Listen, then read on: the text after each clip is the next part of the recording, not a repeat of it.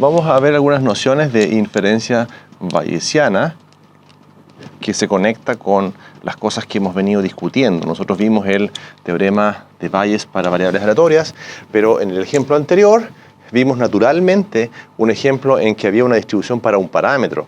Entonces tú te preguntarás, ¿eso viola el supuesto inicial de la estadística clásica? Claro, porque en la estadística clásica nosotros dijimos tenemos una muestra aleatoria de tamaño n. Este es el paradigma de la estadística clásica. x1 hasta xn es una muestra aleatoria proveniente de una distribución que depende de la variable y de un parámetro θ. Y nosotros dijimos en el comienzo de estadística clásica que θ es un parámetro fijo, ¿verdad? ¿En qué se notaba eso? Se notaba eso que cuando tú hacías la esperanza de θ, esa es la misma variable, porque es una constante, y cuando calculabas la varianza de θ, eso es cero, ¿verdad? Porque esta es una constante, ¿ya? Entonces, en el sentido estocástico, θ es una constante, no tiene una distribución. Entonces, ahora tú asumes que este parámetro θ, tú tienes información adicional respecto al parámetro. Entonces, el paradigma bayesiano se basa en que tú colectas tienes un parámetro de interés, que ahora le vamos a llamar así, un parámetro que va a ser θ1 hasta θk, por ejemplo, que va a ser un vector de parámetros. ¿Ya? Un vector de parámetros. Y lo que nosotros queremos es saber información respecto a este vector de parámetros, pero este vector de parámetros ya no va a ser una cantidad fija, sino que va a tener una cierta distribución.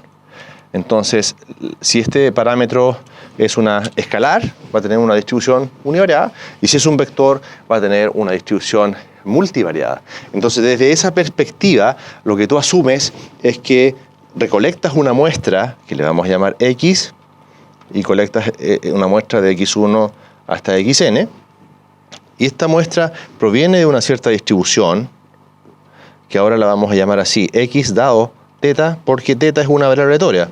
Entonces, si tú tienes conocimiento respecto a θ, vas a decir, yo conozco θ, y lo que recolecto son estas variables de esta distribución.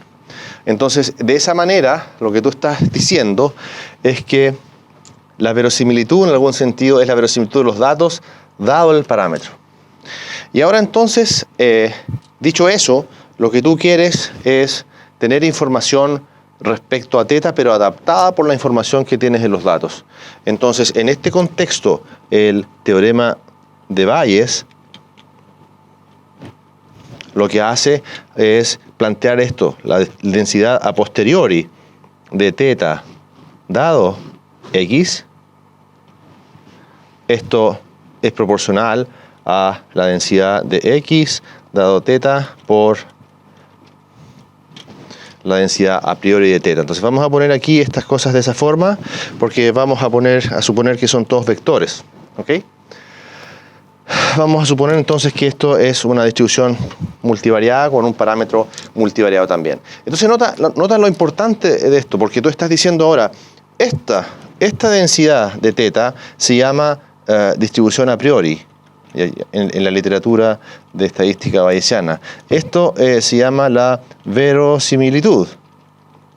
Usualmente se usa la letra L porque en inglés verosimilitud es likelihood. Y esta se llama la distribución a posteriori. ¿Pero a posteriori de quién? A posteriori de θ, ¿te das cuenta? Entonces, ese trabajo que hace el teorema de Bayes, de tomar la distribución a posteriori, y para calcular la distribución a posteriori tienes que conocer la inversa, ¿te das cuenta? La inversa en el sentido que yo necesito la densidad de θ dado X, y lo que necesito conocer es X dado θ por F de θ. Entonces, esto hace que tú puedas calcular la distribución final tomando la información inicial que tenías del parámetro y lo adaptas por la información que tienes al recolectar datos. Entonces tienes dos fuentes de información.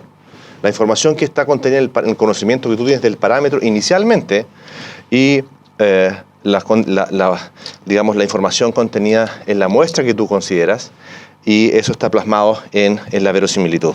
¿Cuál tiene más importancia? Esa es una pregunta muy importante que podríamos responder más adelante, pero en esencia lo que queremos ahora es saber calcular esta distribución a posteriori y saber cuál es el efecto que tiene la elección que podemos hacer acá en esta distribución final. Eso es lo que vamos a ilustrar con algunos ejemplos.